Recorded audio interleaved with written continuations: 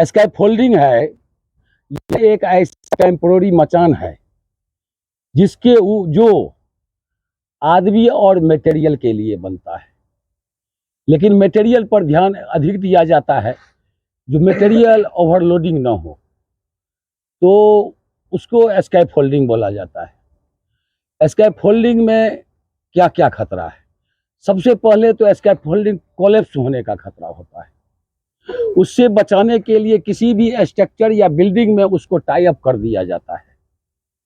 बारिश में अक्सर कोलैप्स कर जाता है, तो बारिश के बाद तुरंत देखना चाहिए। उसका 6 मीटर के बाद 6 मीटर हाइट होने पर डायगोनल सपोर्ट होना जरूरी है। आगे जितना बढ़ते जाएगा 3-3 मीटर पर वो बिल्डिंग से अटैचमेंट होते जाएगा टाइट रूप से। स्कैफोल्डिंग जो बनेगा तो सबसे पहले बेस में सोल प्लेट दिया जाता है। सोल प्लेट भी 300 बाई 300 का आता है, 300 बाई 800 का आता है। जहाँ कीचड़ रहता है वो चौड़ाई वाला दिया जाता है, और जहाँ सही रहता है जगह तो ये छोटा वाला दिया जाता है। उसको सोल प्लेट देने के बाद ऊपर से बेस प्लेट दिया जाता है, प्लेन प्लेट, इसको स्पेंडल बोला जाता है। ये इधर जो बालबिल में था क्या किया था, एक में गुना थ्रेडे नहीं था, वो नीचे इतना था। उधर में देखे वो भी था तो नीचे था, एक का स्लिप था। तो जो भी मटेरियल लगाना है, मटेरियल को थोड़ा पहले से आवाज दे करके भी पहचान सकते हैं जिसमें क्या है, लूज है, टूटा फूटा है, तो वो पुराना है। जो टेढ़ा होगा ब्रेसिंग वो जल्दी लगेगा नहीं। तो मटेरियल को देखना सबसे पहली बात है। बेस प्लेट को सही से टाइट कर देगा, उसका लेवल देख लेगा सही है कि नहीं। अगर सही लेवल होगा चारों तरफ तो वो जर्किन नहीं मारेगा, कहीं नहीं हिलेगा। अगर अप डाउन रहेगा तो लोड उसका आगे पीछे इधर उधर हो जाता है। स्कैफोल्डिंग भी बहुत तरह का होता है। टावर स्कैफोल्डिंग हो गया, ट्यूब एवं कपड़ल स्कैफोल्डिंग हो गया, मोबाइल स्कैफोल्डिंग हो गया, इंडिपेंडेंट टाइप स्कैफोल्डिंग हो गया, और कुछ आता है। उसमें से ट्यूब और कपलर स्कैफोल्डिंग, ये स्कैफोल्डिंग है जो हम लोग जो यूज करते हैं।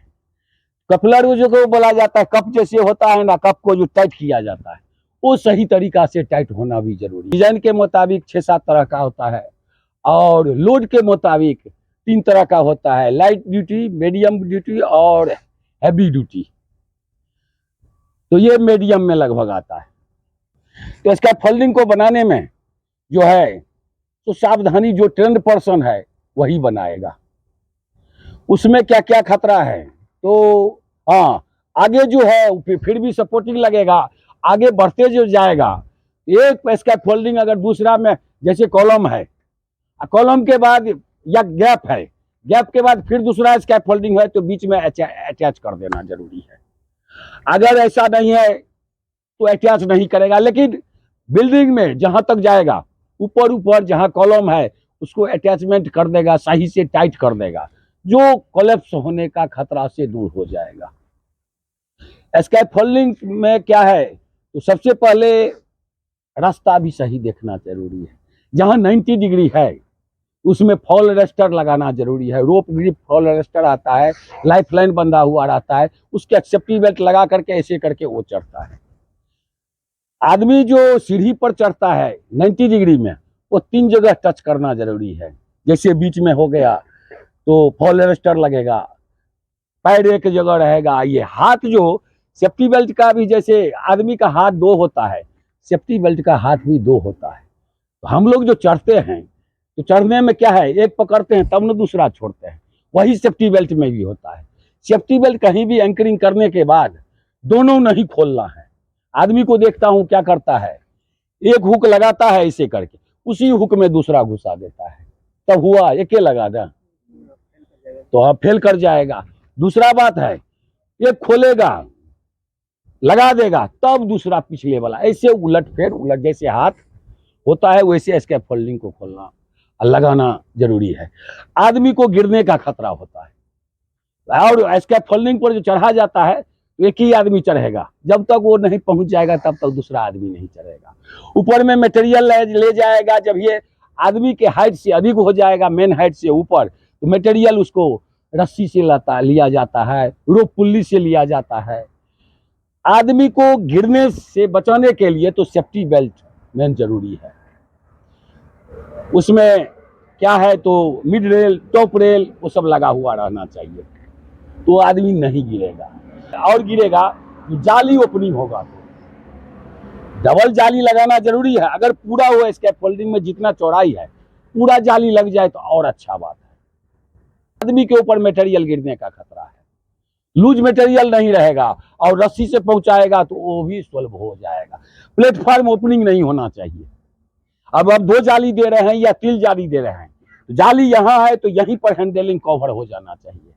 हमारा हैंडलिंग है तो हैंडलिंग के मुताबिक ही प्लेटफॉर्म बनना जरूरी है। ऐसा न हो कि जाली यहाँ तक है, हैंडलिंग वहां है, गिरने का खतरा है कि नहीं, तो आदमी गिर सकता है। और तीसरी बात यह है, जो अगर स्टील मटेरियल है या स्टील स्ट्रक्चर है, उसमें जो स्कैफोल्डिंग लगा हुआ है तो उसमें अर्थिंग भी देना जरूरी है। इलेक्ट्रोक्यूशन का इलेक्ट्रिक शॉक लगने का खतरा होता है। इसमें कोई ऊपर में मशीन चलाएगा तो सावधानी पूर्वक, या मशीन नहीं है चलाएगा अच्छा रहेगा, नीचे में ही जो करना है वो कर लेगा। और करने के बाद अपना जो इलेक्ट्रोक्यूशन, उसमें स्कैफोल्डिंग में जैसे सेटरिंग भी बगल में लग सकता है, बोर्ड को सेटरिंग करेगा तो सेटरिंग में फिर हो गया इलेक्ट्रिकल खतरा हो गया। शॉक से बचने के लिए जो अपना इलेक्ट्रीशियन है वो अपना लगाएगा। फेस शील्ड आता ही है, हैंड ग्लोव, सब कुछ टाइट होकर के काम करेगा। और लास्ट में हो जाता है इन्वायरमेंट, वहां का जगह कैसा है। 6 दिशा देखना है, 6 दिशा में कहीं गिरने का खतरा है तो सेफ्टी बेल्ट लगाएगा। मटेरियल गिरने का खतरा है, मटेरियल लूज मटेरियल नहीं रखेगा। हमारे बगल में तो आगे पीछे कोई गड्ढा है, मटेरियल है तो मटेरियल को हटा देना जरूरी है। क्यों? मटेरियल रहेगा तो आदमी अगर कुछ होगा, किसी भी स्ट्रक्चर के बगल में नीचे में मटेरियल नहीं रहना चाहिए, क्योंकि आदमी गिरेगा, जमीन पर गिरेगा तो चोट लगेगा अलग टाइप का, और मटेरियल पर गिरेगा तो अलग टाइप का लगेगा, कीचड़ में गिरेगा तो अलग टाइप का रहेगा। तो इस टाइप से आदमी काम करेगा तो कुछ नहीं होने वाला है। और इसमें अगर लापरवाही करेगा तब तो हो गया। लापरवाही का परिणाम क्या होता है? दुर्घटना ही होता है। दुर्घटना से बचने के लिए लापरवाही कभी नहीं करना चाहिए, उसमें हर वक्त ध्यान देना चाहिए, या चाहे छोटा काम हो या बड़ा काम हो। छोटा में भी हो जाता है घटना दुर्घटना, और बड़ा में भी हो जाता है। ऐसा जो हम लोग बताते हैं तो आप लोग ऐसा उसको देख करके और काम कीजिए तो अच्छा रहेगा। ठीक है, थैंक यू। सुरक्षा, जय सुरक्षा, जय सुरक्षा।